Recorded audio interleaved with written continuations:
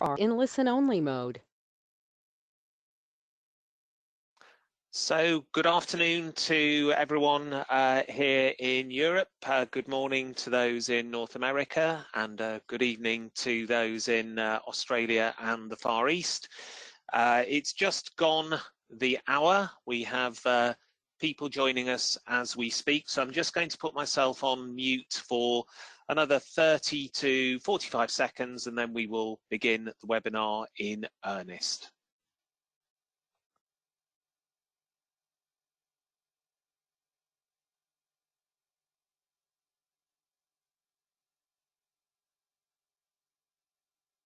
So again, welcome everyone to the first webinar of 2021, preparing your organisation for 2021's risk landscape. And clearly, last year was quite a year for crisis management, and I know that everyone on this webinar will in some way have been directly involved in managing the big crisis that we all faced last year and continue to grapple with, and maybe your own organisational crises too. What we want to do in this webinar is not to talk only about COVID and the pandemic, and I'm going to try and use those words a little bit less than in the 15 webinars we delivered about the pandemic last year, but to look a little bit more broadly and draw out of what we experienced last year, some lessons and some insights that I hope will help you as you consider your crisis management planning for 2021, and then also take a bit more of a broader look at the risk landscape going forward. And that's why I'm so pleased to have Chris Holt joining us for this afternoon's webinar. Chris is someone that I've worked with for the last 10 years. He's a really fantastic security and risk expert, and will be sharing some really useful insights into what he's seeing potentially going on in the world now and into the rest of the year. So Chris, maybe if you could just say hello and give us a little bit more information on your background and expertise. Of course, and thank you, Jonathan, for having me along again. It's always a pleasure to have these discussions with you. Good afternoon, and it sounds like good morning and good evening to everybody who's joined us. So my name's Chris Holt. I'm the CEO of CHC Global. We founded our business in 2016 really to provide independent expertise to organisations looking to understand and transfer the risks associated with malicious actors. So we focus on things like terrorism, political violence and political risks, kidnap, ransom, extortion, cyber, and then really any kind of issues relating to operating in or travelling to hostile or non-permissive environments. I'm very lucky that we are the commercial partner to an institution at the University of Maryland in the US, so the Center for the Studies of Terrorism and Responses to Terrorism. So we're very fortunate to have access to their data, to their expertise. So if I say anything which sounds remotely intelligent, I can assure you it will have come from our partners at start and not from me. And in terms of my own background, I've spent well over a decade now in the Lloyd's insurance market in London, predominantly working with large corporations and also with governments, and we do that now, work with governments and large corporations, helping them understand, manage and transfer those risks, particularly around political violence, terror, kidnap and cyber. And then as you know from the colour of my hair and beard, that's not my entire working career. My first career was as an officer in the British Army, where I worked predominantly in counter-terrorism roles, and specifically I was a bomb disposal officer who was lucky enough to spend time in the UK, Northern Ireland, the Balkans, and then latterly in Iraq.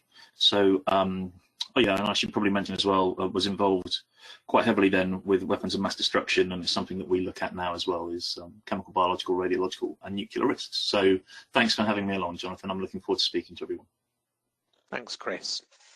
So what are we going to cover off today? As I mentioned, I want to take a look at what we've learned from 2020, and I do hope over the next 20 minutes that I'll be speaking, there will be maybe a couple of insights that you will be able to take into your own crisis planning for 2021. What should we do as a result of those learnings? What are the implications of them? As I say, Chris will talk us through the risk landscape as he sees it. We'll talk as well during my section about the importance of you as individual organisations reassessing your own personal risk landscape, and then there'll be time at the end for questions and answers. And in the last 5 minutes, I'd just like to introduce my new book to you and talk about the launch event, which is taking place in a couple of weeks' time. Couple of bits of housekeeping. First thing to say is that this webinar will be recorded and will be sent to you after the session. So if you miss anything, you'll be able to play it back again. And secondly, as always, both for Chris and myself, please do post any questions within the question pane on your control panel, and we will deal with as many of those at the end of the webinar as possible. So let's move on to what we have learned, and this is really through all of the clients that we worked with over 2020, what we observed in the outside world and what we have made of those experiences and those observations. And as I say, I hope there are some here that really resonate with you and will help you take a productive and constructive look at your planning for 2021. So what did we observe last year? Well, firstly, surprise, surprise, organisations which had spent time planning their crisis management response ahead of a major incident, on the whole, fared significantly better in responding to what we faced last year than those that didn't. Let me take one client as an example. They began planning their pandemic response in December of 2019. And as a consequence, they were ready to go. And because they had got a process for managing a crisis and indeed a process for managing a pandemic, they were able to get themselves into much better shape much more quickly.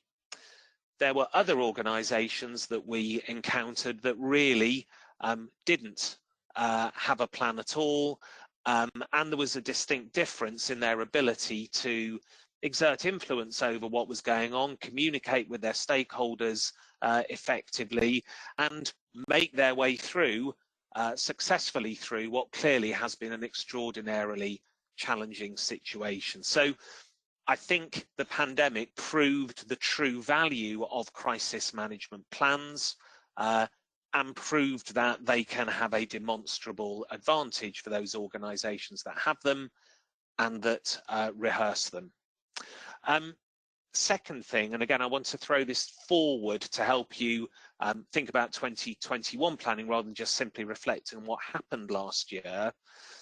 I think one of the things we learned is that it is important to plan for low likelihood, high impact events.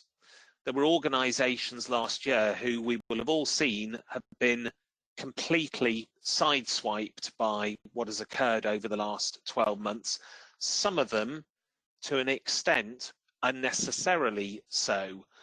And I think one of the learnings coming out of that is when you are thinking about those low likelihood, high impact events, in other words, things that probably won't happen but could, but if they did, they have the power to damage your organization significantly, maybe even destroy it. Even if you or your leaders can't contemplate or bring themselves to contemplate those really catastrophic crises, maybe instead think through the consequences of those catastrophic crisis types rather than necessarily the causes. What are the consequences? What are the impacts that could bring your organization to its knees? So last year, of course, home working and the inability to travel were two of the big consequences of the pandemic. And even for organizations which didn't have a pandemic plan, but had thought about how they would work in the event of their normal workplaces being unavailable, and how they would equip or had already equipped their teams to work from home, again, they were able to accelerate and pick up pace and get back to something a little nearer to normal more quickly than those that hadn't. Those organizations that, relied on international travel, that had thought about that and had considered what the impact of that inability to travel would be, were not able to completely overcome the challenges that presented, but were able to respond to them more quickly and more confidently because they thought through what that would mean for them. If I throw it forward, one of the things that many organizations clearly rely upon is the internet. And so, for example, if you were without the ability to use the internet or send emails for a week, that might be a consequence of a crisis. Thinking through ahead of time how you would deal with those impacts, even if we don't know what the cause of those is, I think is a really effective way of making sure that you are better prepared to deal with those low likelihood, high impact events. So I think last year taught us the value of planning, the value of thinking the unthinkable. If we can't quite work out what the unthinkable is, making sure that we've identified what the impacts of the unthinkable are, and then scenario planning. How would we respond? What would we do if one of these unthinkable consequences occurred? So I think those are all good lessons that can be taken forward into 2021. Now move on to crisis response. I mentioned on the previous slide one of our clients who activated their teams in December, their crisis management teams, in December of 2019.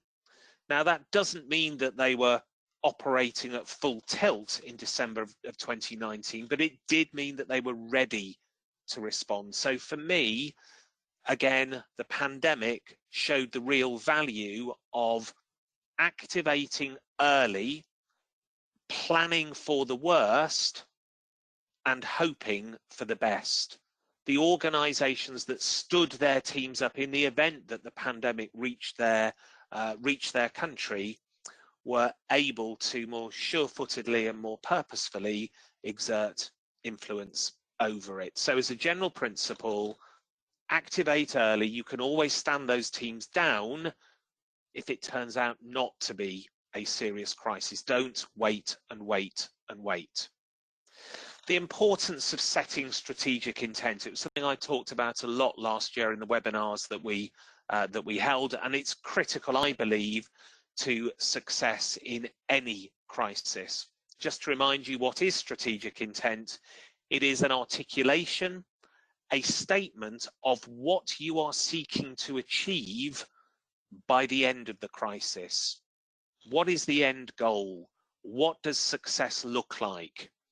By defining that, it enables you to make the right decisions, which can be benchmarked against your strategic intent, and it can be used to prioritize activity dependent on what is most likely to lead to your strategic intent.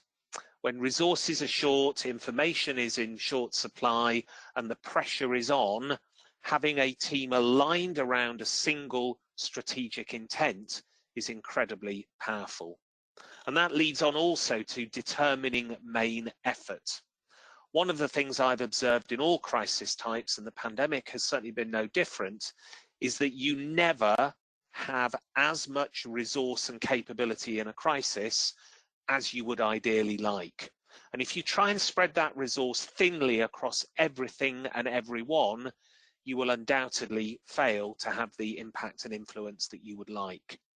Crisis management is the art of prioritization, doing the most important things that address the critical problems that your stakeholders are facing. So determining throughout a crisis, what is our main effort, what is our priority right now, and re-evaluating that as the crisis evolves. I think, again, very important last year and will again be important during 2021. The value of scenario planning in crisis.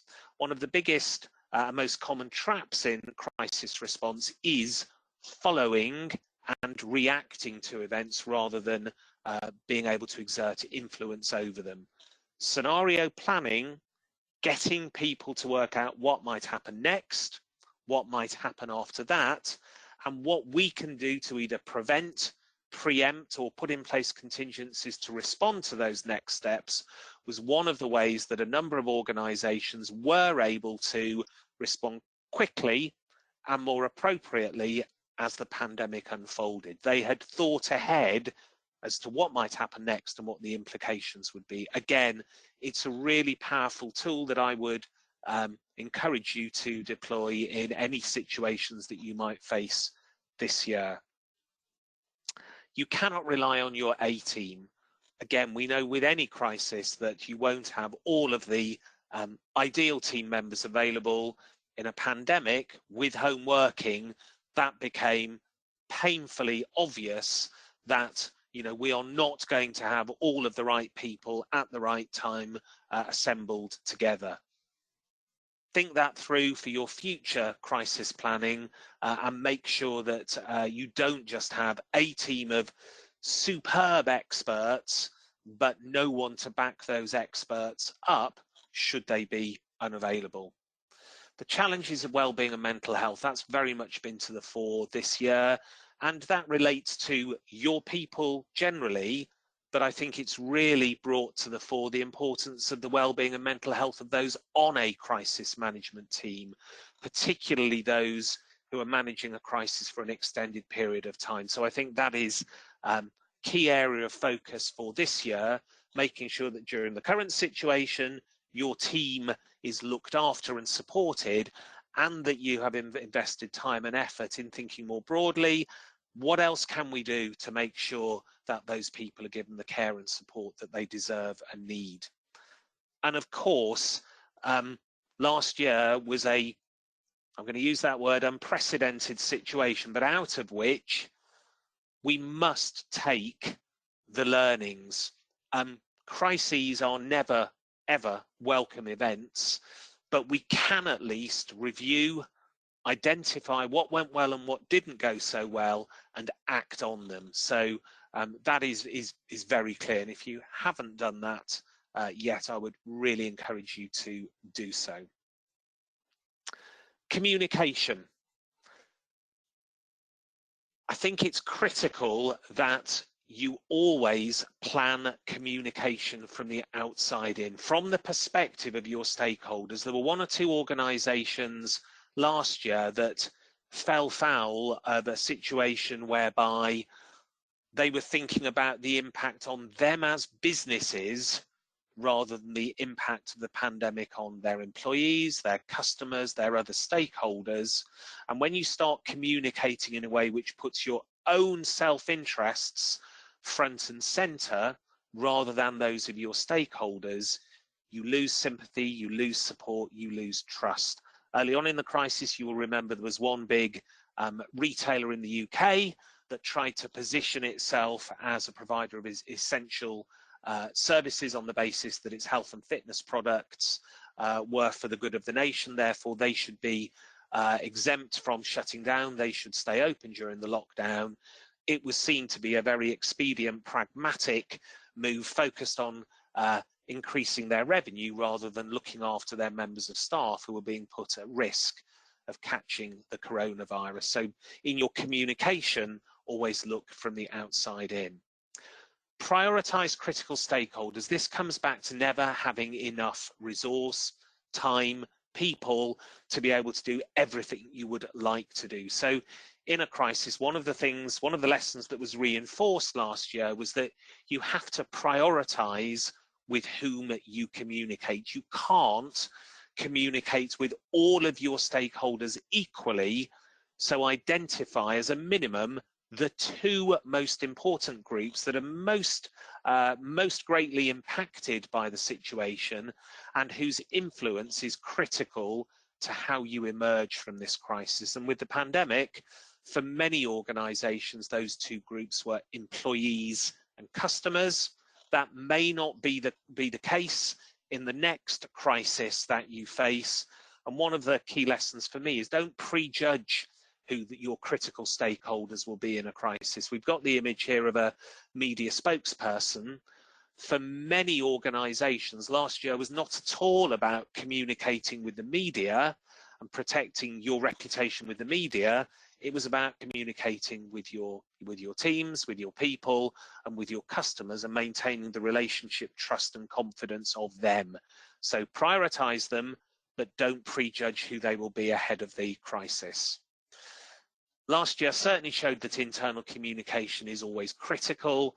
You know, your employees in a crisis should be your number one group of ambassadors, your biggest fans, and they will be looking to you for leadership too.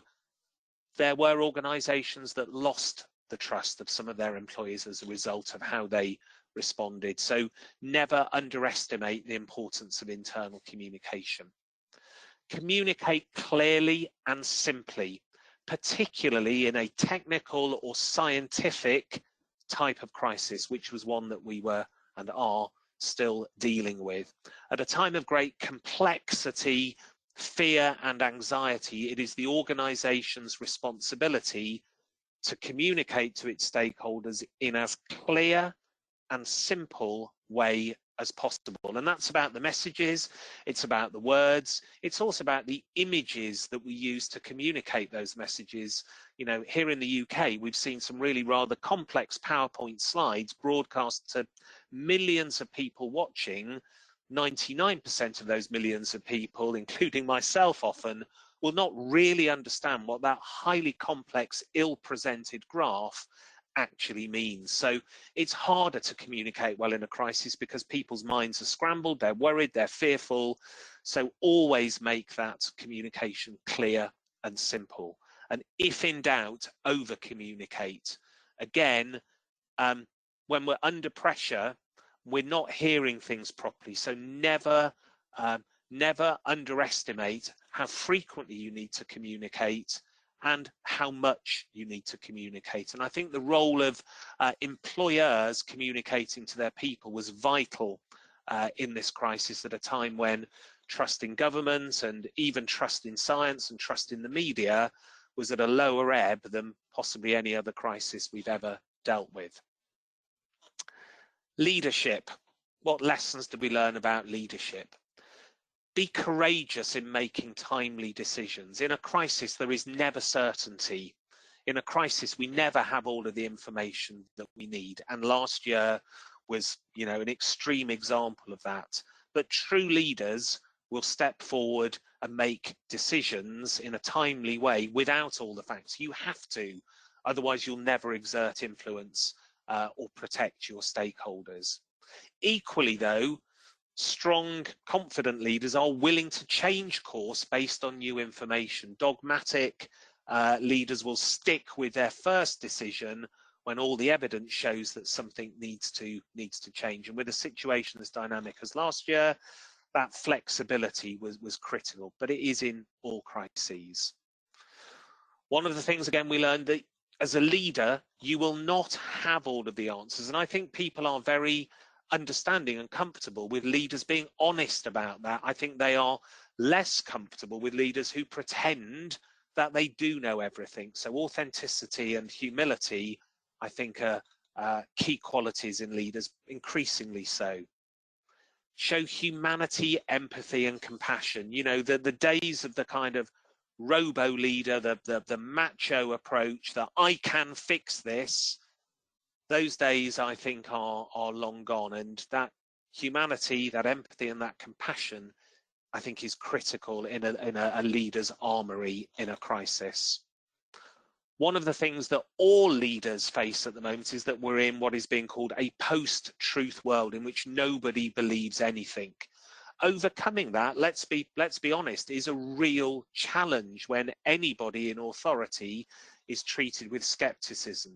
The only way of earning that trust is through words, actions and results, what you say, what you do, what you achieve, but critically, I think, also about behaviours. So it's up to leaders to lead by example. People will watch how they are behaving as well as what they are saying and telling others to do. beware, a couple of watch outs here. Beware you or your teams assuming that future crises will resemble COVID. They won't.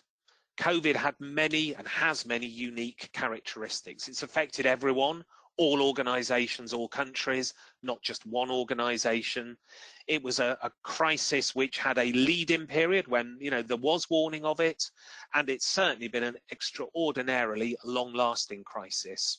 What you may face next is a crisis that comes completely out of the blue, just affects your organization, and is massively impactful over a 2-week period, but then you're into the recovery phase. So don't assume that every future crisis will resemble COVID. And I must get to the end of these next 2 slides by 1/2 the hour to allow Chris a fair share of voice. Don't allow you or your teams to be overconfident in your ability to navigate future crises based on COVID. Because COVID was very unique, it wasn't or isn't identical in terms of how organizations and teams should respond. So, you know, I would be delighted if you have managed to navigate COVID really successfully, but beware any overconfidence or complacency. That means that when you endure a cyber attack, everything that you've learned will apply and will mean that you will easily navigate that too. Crisis fatigue, teams that have been active for best part of 12 months and organizations that have been in crisis for almost 12 months. I am seeing some signs that that is causing reduced vigilance. The early warning signs of other crisis types. Do try and combat that. Frankly, sadly, organizations are more vulnerable now than ever, so being vigilant to early signs, I think, is critical.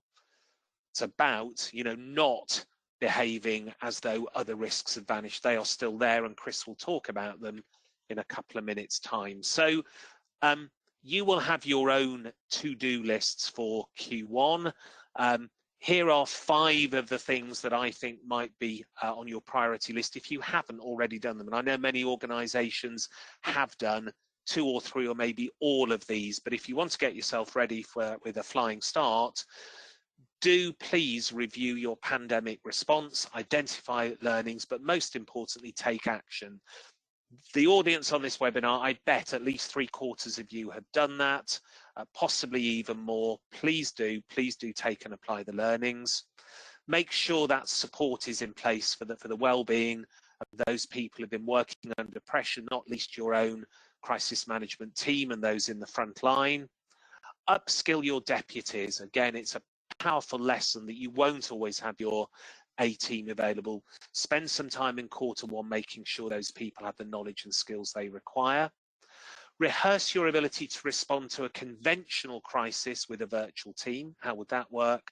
And cue Chris, reassess your risk landscape. And, you know, Chris will give you an overview of what he is seeing in terms of the broader socio-economic risk landscape.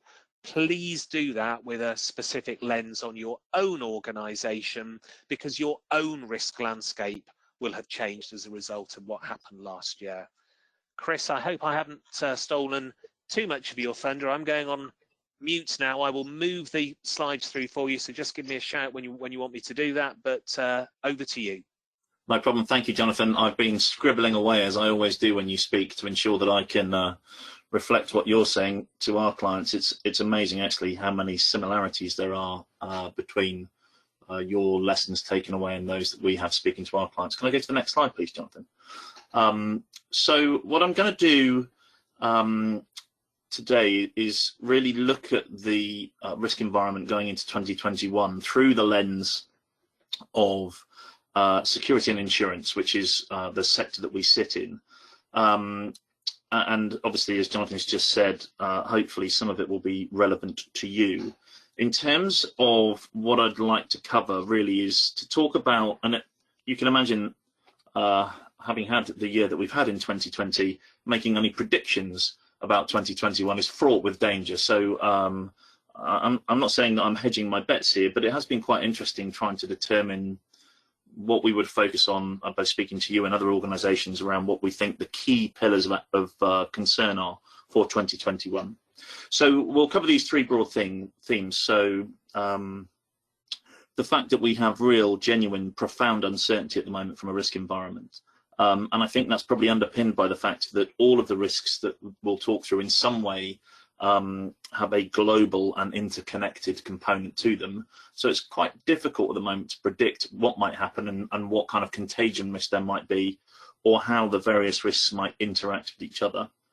I'm going to talk a bit about geopolitics through the lens of increasing polarization and a fracturing really in historic relations around geopolitics. And just this final piece around the new epoch which we're entering, and kind of challenge the idea of whether we've actually had enough time to consider what's just happened and whether we're in a new environment and quite what that new environment might mean for us. I'm sure some of you will have also seen the World Economic Forum presented its view on risks in 2021 this morning. I'm delighted you chose to join us rather than the World Economic Forum. But I will take one quote from Borge Brender, who's the president of the World Economic Forum, who in his opening address, pretty much the first thing he said was, the world needs to really wake up to the ongoing global risk problems. So, you know, it's a bit of a step change, and hopefully I'll be able to cover that off for you in the next 15 or 20 minutes or so. Next slide, please, Jonathan. So let's consider some of this profound uncertainty. Next slide, please, Jonathan. So we have a kind of pestle graphic that we use. I've not used it here because it's a bit of an eyesight test, but I think it's fair to say that this year it's the busiest that it's ever been. And using the rule of large numbers, I think it's entirely possible that in 2021 we may have some issues that interact with each other in unusual and unexpected ways. From an economic perspective, we're going to enter a global recession. And in 2021, for the first time, we're going to have 150 million people, is the current estimate, move back into extreme poverty. It's the first time that's happened. There's going to be systemic and extreme global debt. That's not just on government balance sheets, that's also in people's back pockets. And that's going to drive this continuing problem of inequality and social fragmentation. So from a prediction perspective, we're certainly saying that we can expect to see civil unrest, not just in those countries, in those developing countries where we're going to see that move into extreme poverty, but also where that inequality and social injustice is felt.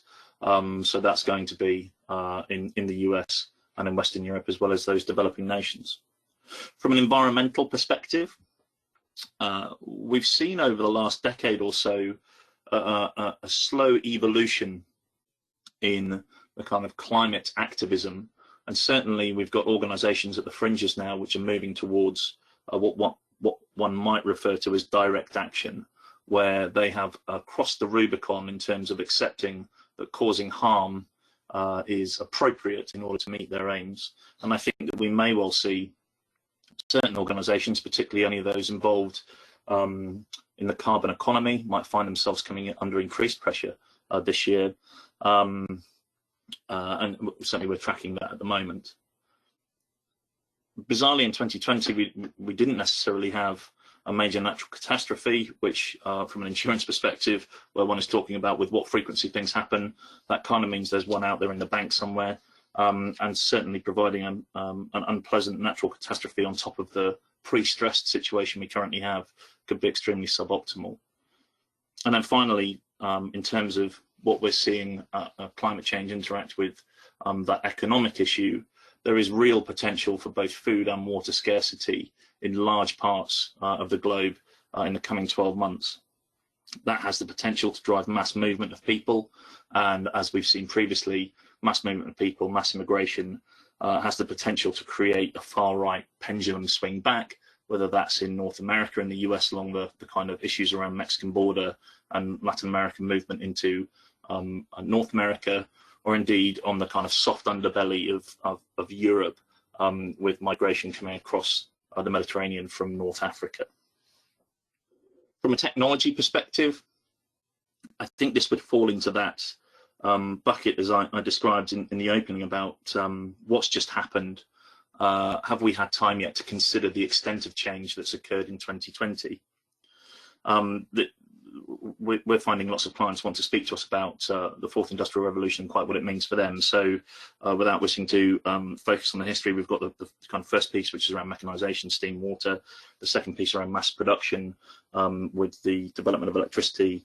More recently, the ability to automate with electronics and information technology. But now this absolute digital revolution, which, had we not had the year that we've just had, may have taken a decade to for those effects to roll out across society and business. But actually, they've in many circumstances, those changes have been forced upon organisations, forced upon individuals. So we see this digital revolution, which sits at the blurring lines of physical, the digital, and the biological spheres. But I think what's really challenging for some organisations, governments, and people is the velocity, scope, and impact of the changes that we've just seen. And certainly where those changes have challenged vested interests, we think there may well be some security challenges for either the businesses or individuals involved. Finally then, in terms of the kind of concurrency and complexity of risk that we might see in 2021, there's the kind of obvious issue of health risks. And by the way, I've only put up half of what we have in our pestle analysis, and there's about 1/10 of the issues as we see them that may affect clients and corporations going into this year. I think it's worth, and you can see what we're saying here around the specific issues of COVID. I tend to agree with Jonathan that focusing on COVID at the moment may not be particularly helpful. It's worth pausing and remembering that the risk that was actually in most people's risk registers prior to, let's say, January last year wasn't for COVID pandemic. It was actually for an influenza pandemic, and that risk remains. And certainly some of the individuals we're speaking to in various governments are continuing to be concerned about influenza, and now we understand what a pandemic does, about what that might mean for the modern economy. There's also a more concerning risk which we see growing, which is around the proliferation of biotech and this issue of biosecurity. We've been involved recently with an organisation in academia who are looking at some of the risks associated with the proliferation of biotech and the fact that that's happening in a very unregulated environment. It's not like nuclear technology from the 50s and 60s, which is very top-down regulated. This is stuff that's happening in people's garages. We do think that it's entirely possible, given that malign actors have seen the effect of COVID, that we might see an organisation try to harness a bioweapon or to harness bio in a malicious way. On to the next slide, please, John. So, with all of that in mind, that kind of complexity, what do we think the key security and resilience challenges, and this is a focus really on security, what do we think the security challenges are for the organisations that we work with? Well, firstly, there's this issue around people. We might refer to this as employee fidelity. So we've gone from a circumstance where it was quite easy previously to understand how we might trust our workforce. We've got lots of regular touch point with them. We can see them. We can control what they're doing by controlling the environment in which they operate. But now what we've got is we've got a workforce that's at home, experiencing unknown pressures, and with access potentially to more information than we provided them with previously. Do we know what the systems are for making people redundant if our business plan needs to change in order to reflect the changes that occur based on the fact that we're not working in an office anymore, or that our customer behaviours have changed because we used to sell a product or a service that relied on people being in a particular location?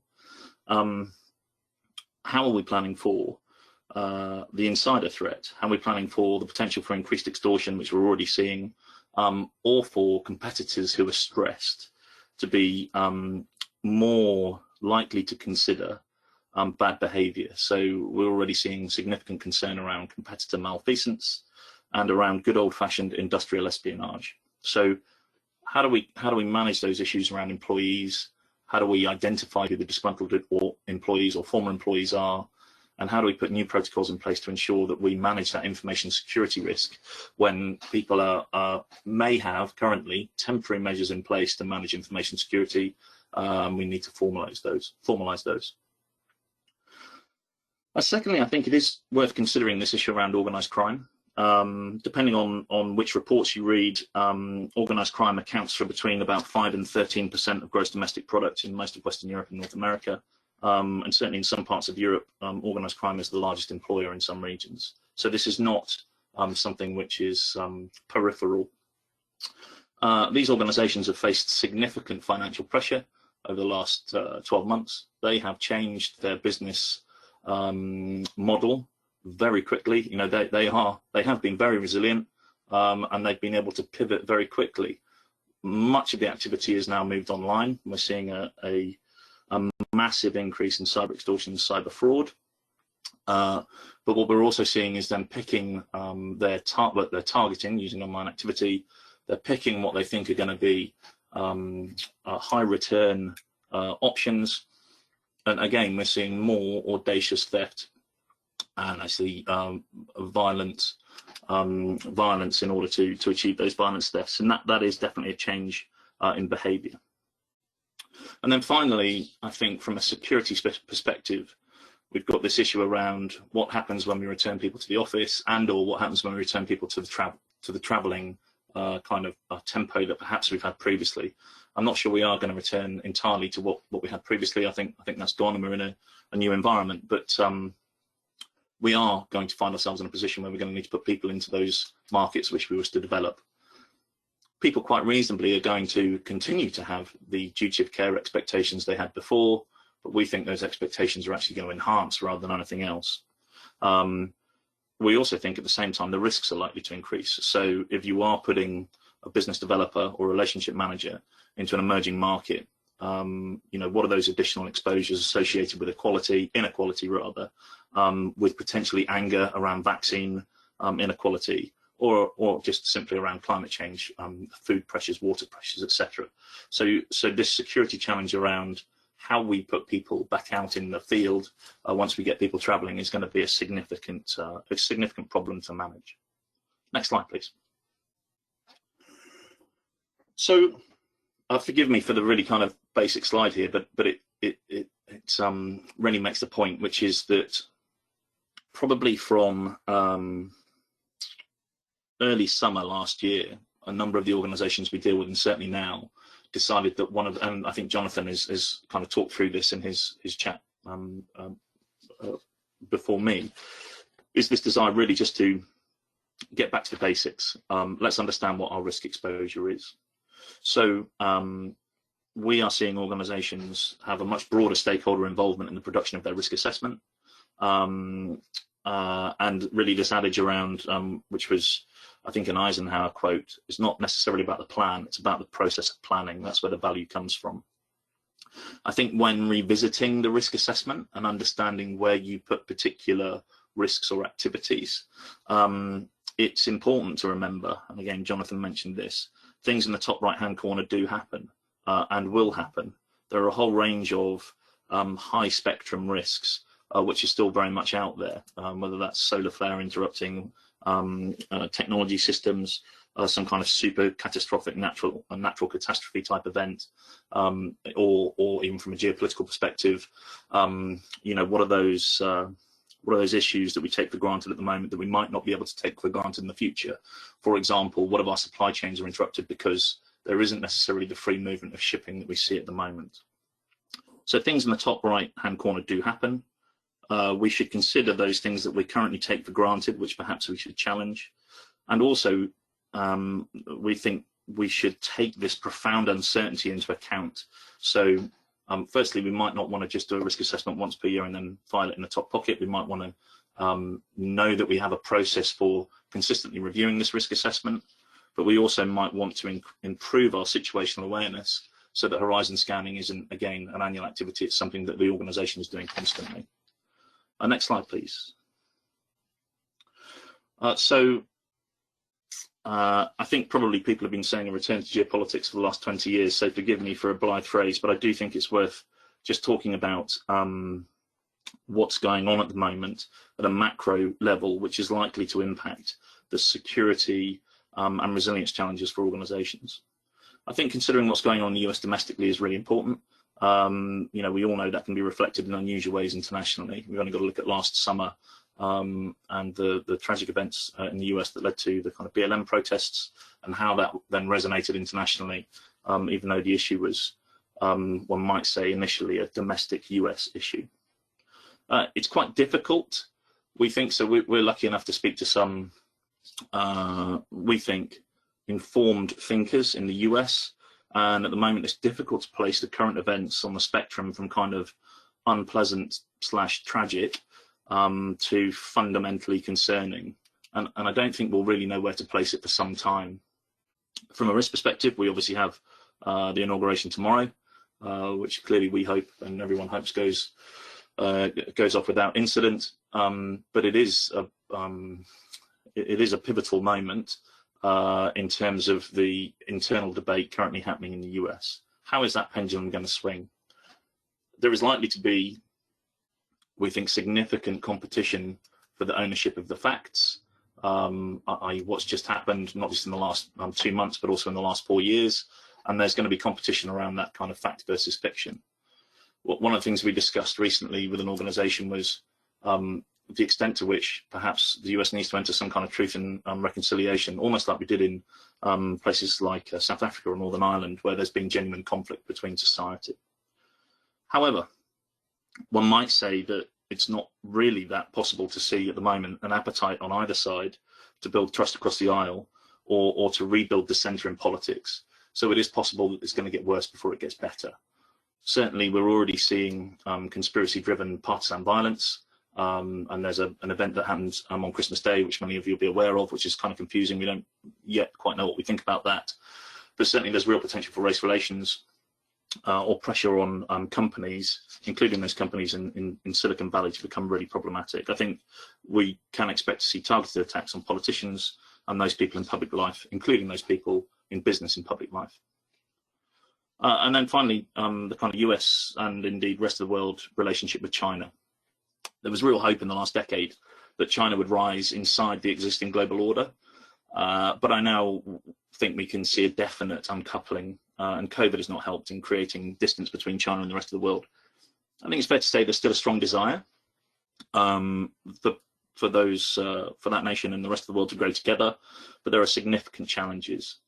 President Xi has outlined a plan, and I'm now quoting, a future in which China no longer needs the world, but the world cannot spin without China. And in April, he made a really interesting speech, which was eventually published in November, talking about China's requirement to enhance its international supply chain, to enhance international reliance on China's supply chain, with a quote which says, "We must develop powerful retaliation and deterrence capabilities against supply chain cutoffs by foreign parties." So this year in 2021, given the potential for COVID to create friction, we think it's entirely possible that we might see some kind of a security event, whether it's in the South China Sea, Hong Kong, or even wider in Southeast Asia or Africa. Next slide, please. I'm going to go quite quickly through Middle East and emerging markets, but needless to say, as I said at the top, we really don't think anything is regional anymore. Everything is global and interconnected.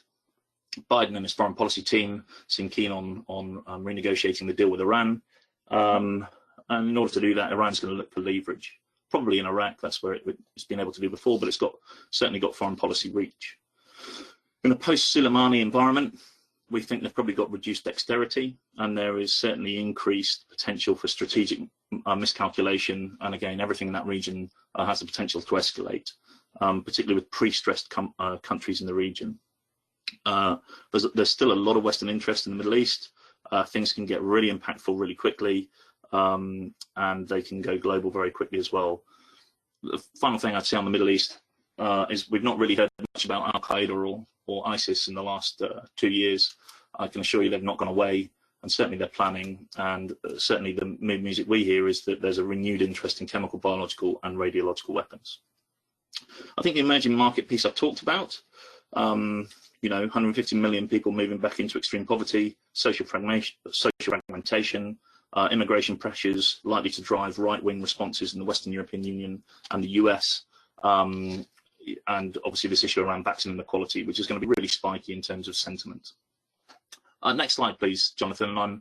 I recognise where we are on the time. I'll be 2 minutes. Next slide, please. So look, I think we've talked a bit about COVID, but I think in the immediacy there is some domestic pressures here. Trusting governments has gone. I'm not sure that governments have really been able to mount effectively a persuade and influence campaign. That means that populism is going to be buoyed up.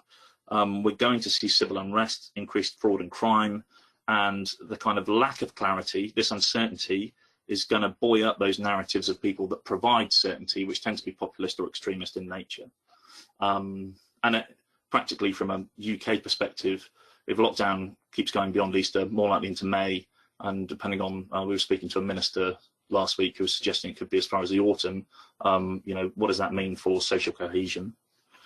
Cyber, I think, is a whole nother subject, and I don't propose to go into it in detail, but given the velocity of the technology change that we've seen, I think it's safe to assume that malign actors are ahead of us in terms of how to exploit our current fragility around, you know, understanding what's just happened, and that's organised crime all the way through to state actors. Last slide, please, Jonathan. So what? Well, this all chimes really with what Jonathan discussed immediately prior to me, but we're seeing the organisations we work with revisit their threat and risk assessment, challenging certainties, you know, looking at those things that they're taking for granted and trying to look sideways, you know, what happens if, and trying to get this improved situational awareness so that you can see things happening more quickly and respond. The point around persuade and influence, I'll leave to Jonathan, but essentially it seems that telling people to do stuff doesn't really work. You've got to persuade people, and it's got to be soft, and it's got to be sophisticated communication. If you can develop trust and confidence with your stakeholders before you need to rely on them, that seems quite helpful, but that requires a lot of work, and that requires engaging across the full resilience landscape, not just the professionals that sit next door to us. Whatever comes next is likely to require a different crisis management team structure than the thing that's just happened. And we're likely to be managing our crisis management teams again using virtual tools. And certainly in a number of the rehearsals that we've been involved with, it's not that simple to recreate, for example, a crisis management team, an implementation team using virtual tools. People are pre-stressed, companies are pre-stressed, and governments are pre-stressed. And that's going to change the kind of outcomes when we ask them to do things in crisis. Jonathan's already talked about the difference between management and leadership. We think we're going to need leaders in 2021. And my final thought would be, and I'm afraid, I'm very sorry that I've been quite gloomy. Normally I have something upbeat to say at the start of the year, but I really do think that we as organisations and resilience professionals need to start preparing for the next crisis now. Jonathan, over to you. I better unmute myself first. Thank you, Chris.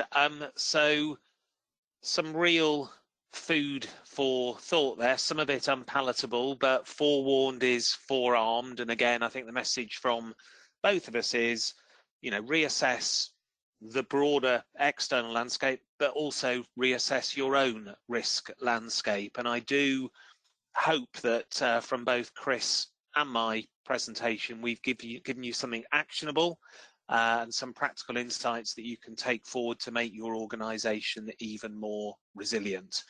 I know Chris will be happy to engage in subsequent conversations. His details were on an earlier slide, but if you didn't catch those, then please reach out to me and I will connect you with Chris. So Chris, just ahead of a couple of questions and housekeeping, thank you so much for sharing that kind of privileged insight that I think many of us would not be privy to were it not for you. So thank you so much for sharing that. It's always a pleasure to be involved, Jonathan. Thank you for having me.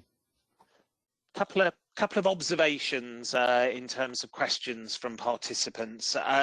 First one from Guy, and this related to the thing about identifying consequences and impacts, not just causes of crisis. And Guy said, as well as identifying those impacts, it's really important to think about what the organisation must do to respond to or manage those consequences effectively.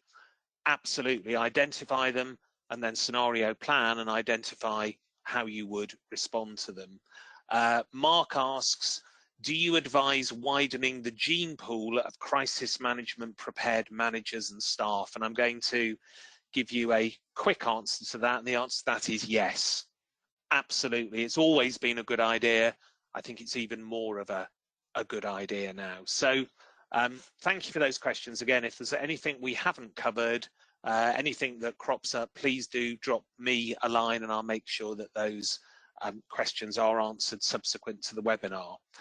I wanted to alert you to my book, Crisis Proof: How to Prepare for the Worst Day of Your Business Life, which was published on December the 18th, 2020, and is now available from all good bookstores. It is a book for people like you and people actually beginning the role that participants in this webinar already hold.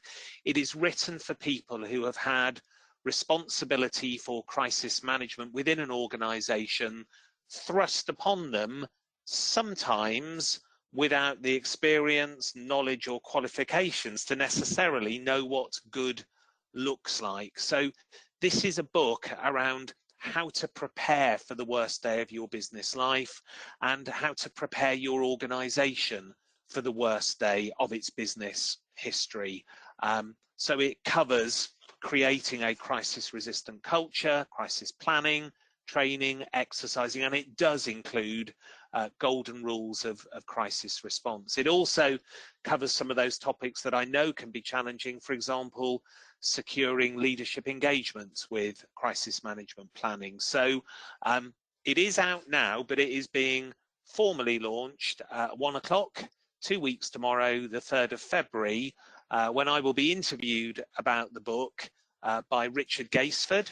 Richard is the chief correspondent for Good Morning Britain, has himself been in the front line of reporting on the ground from crises like the Chile mine rescue, the Fukushima nuclear disaster, and right now he is in Washington preparing to report on tomorrow's inauguration. So as well as my insights, you'll get a bit of a taste of some of Richard's experience of crises from a media perspective and on the ground media perspective. Expect to receive your invitation for that launch event tomorrow. There is an incentive to register and attend, in that the first 5 people to register for the event and also attend it will get a free copy of the book. And for anyone who has read or is reading the book or is going to read the book, the final thing I'd say is I would be really grateful if you like it to give me feedback, and if you don't like it, give me feedback, and to also leave a review on Amazon. I'd really appreciate both of those things. So thank you for joining Chris and I today. As I say, I hope there are insights, perspectives, learnings that you can act on to make your organization more resilient this year. Thank you for joining us. I hope that many, if not all of you, can join us again in 2 weeks' time. And I wish you a crisis-free afternoon or evening. Thank you very much.